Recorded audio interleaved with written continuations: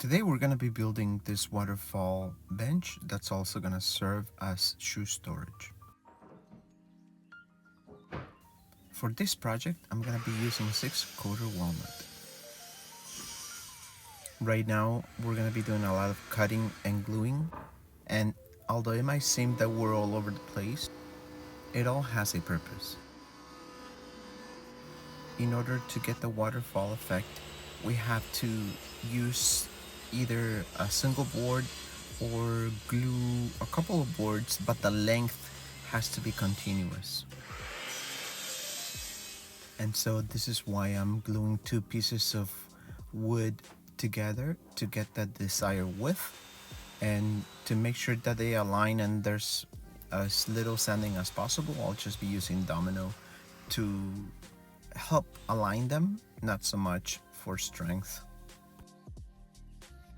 And once the glue dries, I'm gonna leave the middle intact, and off of each side I'm gonna cut it to make the waterfall effect and make the legs. Now keep in mind, when you're gluing a long board such as this together, it's really important that both boards are well jointed. That way when you glue them, you do need clamps, but you don't need too much pressure, because the well jointed boards will join together very nicely. And the way you know that it's well jointed is because once you put a little bit of pressure, the glue squeeze out, as you see here, is gonna let you know if you did a good job or not. In this case, I think I did. And while the glue dries on the main part of the bench, I'm gonna start working on getting the wood prepared for the shelves. It's gonna have 2 shelves, one in the middle and one at the bottom. So I'm gonna get working on that. Now, what I like to do is, before the glue dries, I like to come back after 5 minutes or so and scoop it up with a spatula or a chisel or whatever, and that way it's easier to get it off and less of a mess afterwards, or even when the glue is still very fresh. And same thing as the other, using domino to make sure I align them well. I put them together after jointing them and let them dry. Just wait for the glue to dry now. And once the glue dries, it's time to cut everything to size. And what helped me is I'm doing everything 18 inches wide. So I set the table saw to 18 inches, and then I went to cut everything, all the pieces at the same time. That way there's no movement, nothing's gonna be out of place. And right here you can see pretty much what I'm gonna cut out to get that waterfall effect. That piece is gonna be coming off. And I decided to cut the board on the chop saw because my table saw is not long enough and is gonna be giving me trouble. So I just did this, and since it's not long enough, with my Japanese pole saw, I just cut the rest off. And if there's any little left, I just used my block planer to remove that little extra piece. Notice how I marked all my boards before I cut them. So you can see right here there's a half circle, and on the other board it completes the circle. The reason for that is because by turning them around and back and forth and moving them, you don't want to lose the place and mistakenly glue them or put them together the wrong way, because then the waterfall effect is not gonna work. But you can see where there's circles on top, and after I glue them, they kind of align. And this is a dry fit. It kind of shows you how it's gonna be looking. It's always helpful to do a dry fit to make sure you're on the right path, but also to make sure that you haven't made a mistake on the way, and this is a very good opportunity to correct it still.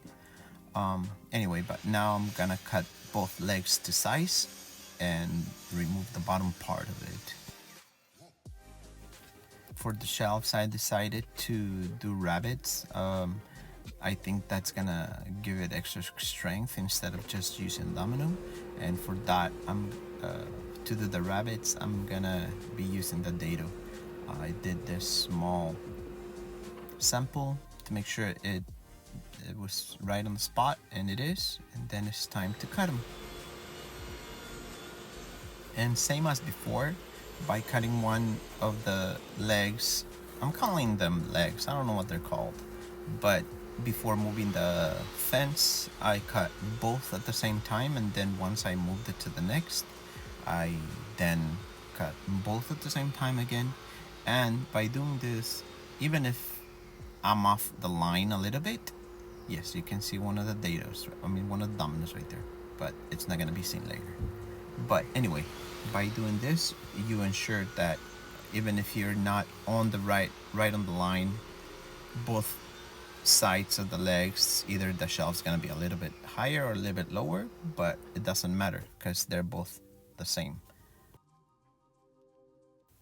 Once I cut the rabbits with dado, I put it back together to measure the exact size of the shelf and go ahead and cut it.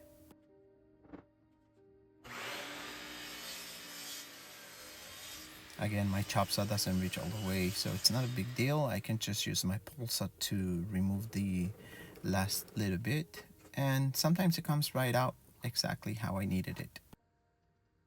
I decided to do a little design on the legs and just measured 3 inches high, and then with my Ruby Monocoat Pure container, I did the semicircle.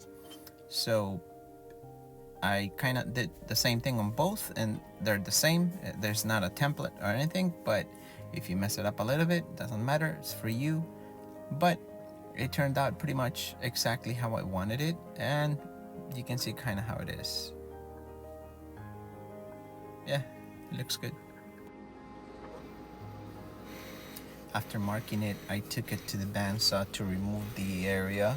For some reason, I didn't record it all the way, but you don't need to see it all the way, you get the idea. Cut that piece. And then to make it smooth and remove any imperfections or bandsaw marks with the belt sander, I just went ahead and removed all of the imperfections. At this point, I decided it was a good time to sand the inside of all the parts, because once it's put together, it's gonna be a little difficult. And using the domino, I started to mark it, but unfortunately, I didn't change the setting and it went through. So with a little piece of walnut, I repaired it, and it's as if it was never there. Yes, I'm not perfect. Everybody makes mistakes. Anyway, once that was nice and fixed, I sanded it down and continued to do the dominoes on all the parts. Now, the dominoes are only for the top miter corners. Everything else, like I said, it's with the dado. And since I had already sanded the inside, I decided might as well finish it. Because then again, also later is gonna be more difficult to finish the inside of all the pieces, and this way it's easier. I only protected the edges, as you can see, with blue tape, because those areas are what are gonna be going inside the dados. And once I removed the tape and the finish was dried, I started putting more tape, and this is to control the squeeze out. Even though I'm gonna be using or trying to use not too much glue to avoid too much squeeze out, I'm still gonna protect myself and try to minimize the squeeze out cleanup. And for the glue up, It's not so easy with one person because the bench is kind of long. So I inquired the help of my son Giovanni. I always appreciate his help and a little father son time. And we went ahead and did that final put together or final assembly. Whatever you want to call it. It's fine. It doesn't matter.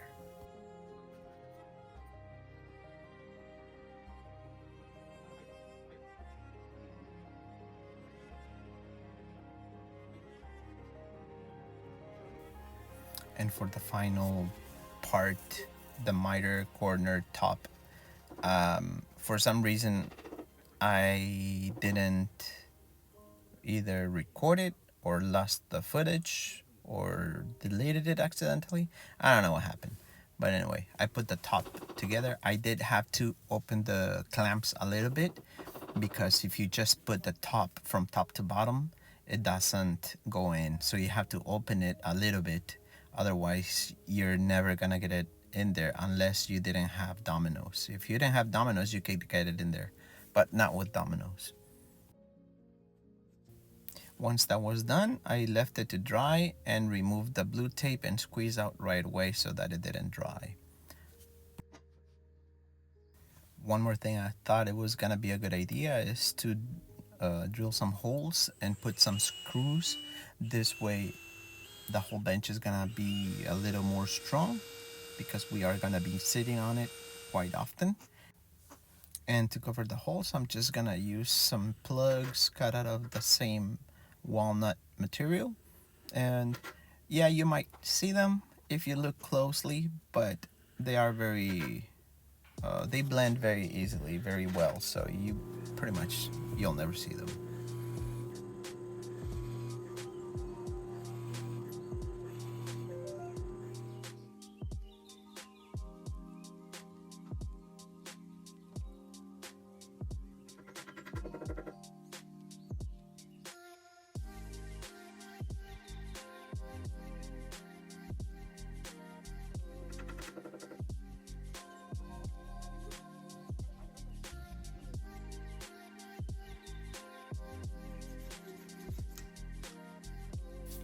And once the plugs are done, I decided to do a little round over all around, on top, on the bottom, on the inside, on the outside, everywhere.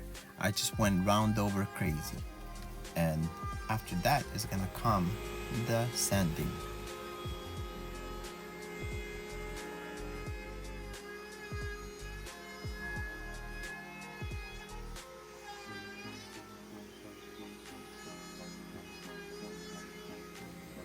I'm sure you don't want to see a lot of sanding, but I did sand up to 300, I believe, on the outside, and on the inside to 150, just to give it a little more sheen. And I used Ruby Monocoat Pure to finish the whole thing. And look at that waterfall. I think it looks amazing. I honestly couldn't be happier with the results. I'm amazed even myself. Honestly, this is the first waterfall that I do on something like this, and I love it. Even the legs, I think they turned out really good just by coming up with them right on the spot. And I love it. And that's gonna be it, guys. Please don't forget to subscribe. I would really appreciate it if you do. Give it a like, send me a comment of what you think, how it turned out, and until next time, bye.